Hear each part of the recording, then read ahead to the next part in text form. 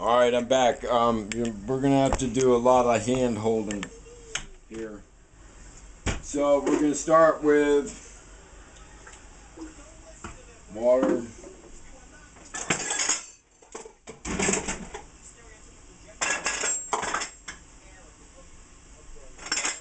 Whisk.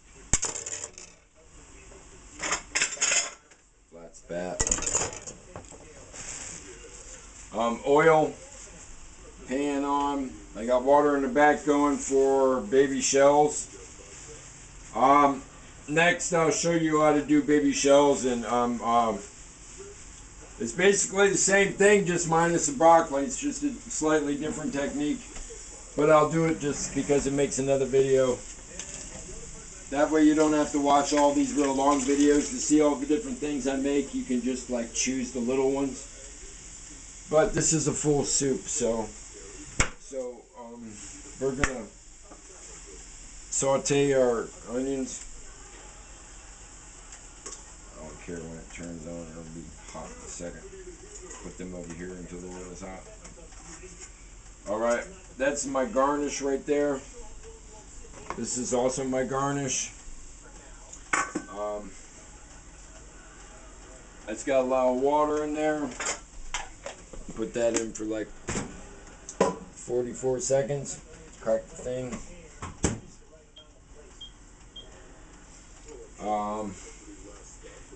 Milk, flour, chicken stock. That was a lot.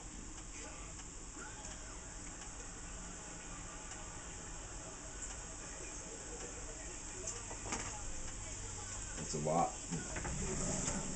I don't need that much.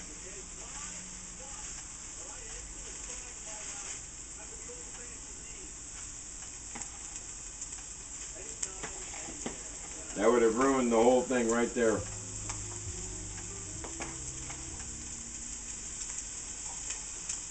Using about 1 ounce of chicken stock. That should be plenty. It is very salty.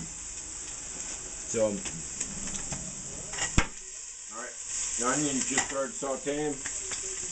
Okay.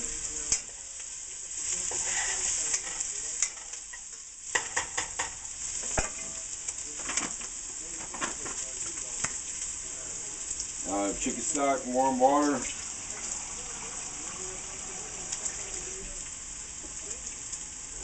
I could throw a little garlic in there, a little celery if I wanted.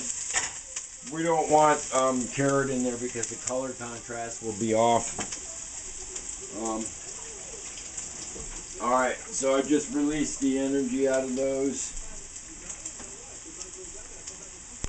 Alright, so boom.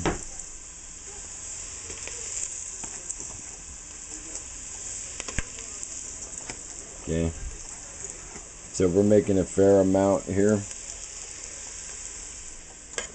It's going to wind up being a fair amount once we get everything in there. Alright, so I'm making a roux right in here. I thought about putting potatoes in here too, but I just put shells in. Alright, so, and the thing about roux, when we make a chocolate roux, or when you make a tan roux, or the more you cook it, the more almondy, the more nutty it tastes. Also, the more, like if I just cook this right now, it'd become wetter and wetter and wetter. Because the properties of the flour that hold the roux together, they start to actually break down, and you have to continually add flour. Especially in the case of making a chocolate roux. You may add as much as 1/3 more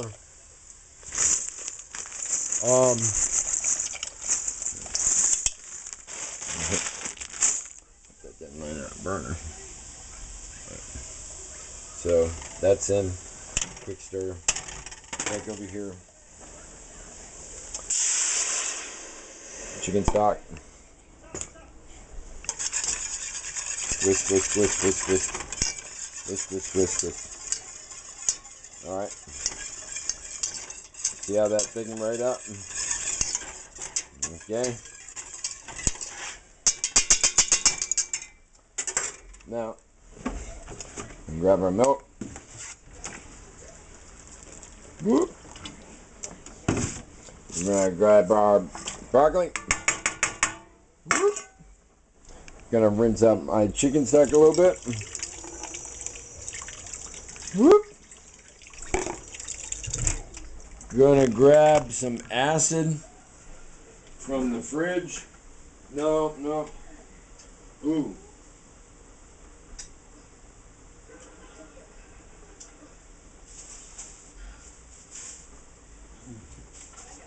I'm doing something a little sneaky. This is part of a dish that I want to serve you later. So I'm not going to pull it all out, but this combination of horseradish and cheddar cheese. Woo! Woo! Woo! Woo! That just jumped up in my face. Woo! It felt good too. Yeah, I'm definitely getting ill. So let's do this again. Woo! Alright. Alright, where's the dangerous stuff? There it is, the mixture of garlic and ginger from my buddy. Since I'm ill, I'm doing this. For you, omit this, okay? Oh, you want to see what it looks like in there? It's just a menagerie of stuff right now. Alright. And I'm going to mix it now. See? Now I'm going to let the broccoli poach. Steam.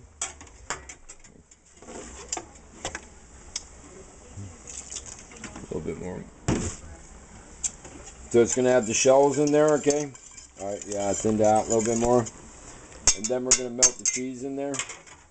And because I'm ill, I'm also going to start cranking things up in department of ginger and garlic.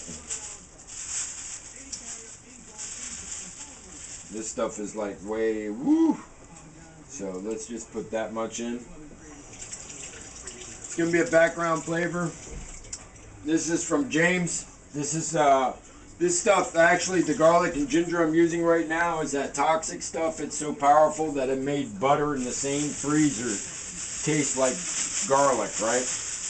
So I keep it in a glass jar, and it's all the way from Taiwan. His mom would chop this up and bring it to him. More or less like, you know, my baby's far away from home and he needs some food that he knows how to eat, and he's in a faraway land. And yeah, I told you about our cook-offs and all that. It was really great, man. I've like gotten to know a couple of chefs internationally and a few other people in like Vietnam and China, and a lot in Vietnam, just by nice casual conversation, proper and honorable meeting and speaking and sharing of ideas and sharing of food. You know, it all kind of like started out slow because we all had to like figure out where we were, and I draw kind of like an honorable template in how I am with food and how I deal with people in a business fashion. I might have my own voice sometimes, right? And you'll hear it come out every once in a while when I'm passionate about something. But most of the time, I try to stay middle of the road and stay, you know, proactive, and the fact that we are a culinary guild and we're all in this together, and our job is to feed a nation and to feed the world. And that's a pretty important job. So this is what we got going on here. That's at a full boil. This is at a gentle simmer. So we got that stock in there, and then the milk. So we don't have to worry too much about that, the bechamel thing, where it'll singe right away, but we have to be careful. So I'm going to keep it at like 3.5. And then I'm going to put the cheese in just a second. Stand you there while I do what? Milk away. Put that away.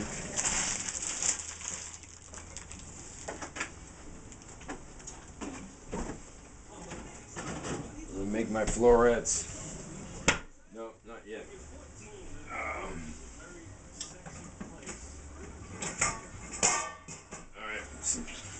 And get the shells.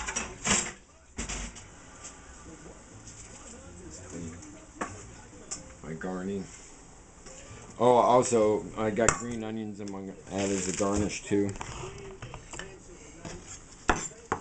Alright, cleaned them up. And I like the round thing. So we're going to have multiple different shapes. And even be cool if I kind of went like that and put some on a long bias if I had started in the beginning. And they have them. But anyways, but these will be rings. So I have rings, and then I'll have these hexagons, and then I'll have florets, and then I'll have strings. And then I could even put the noodles in like that too, and float everything on top of what I'm creating. Onion. Well, you gotta watch your cream stuff. 3, down to 3. Shells are cooking fast.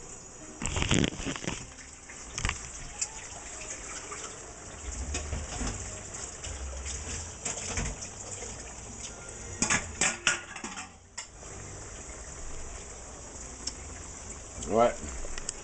As soon as it starts doing that, I want to move it around, but I don't want to scrape the bottom too hard in case it anywhere it's brown. But we got the chicken stock in there, so we should be safe.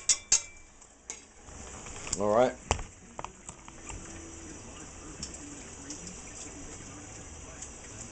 So we want those soft.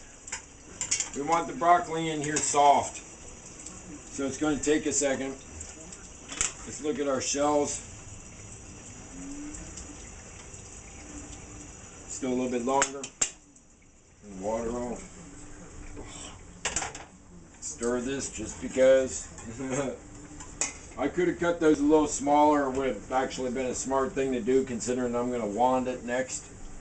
But so that means I'm going to make them pretty soft. Thickness is right, Don.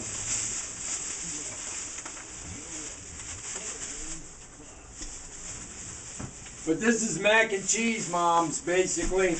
Mac and cheese with basically this is a bechamel. Okay? This is a bechamel sauce.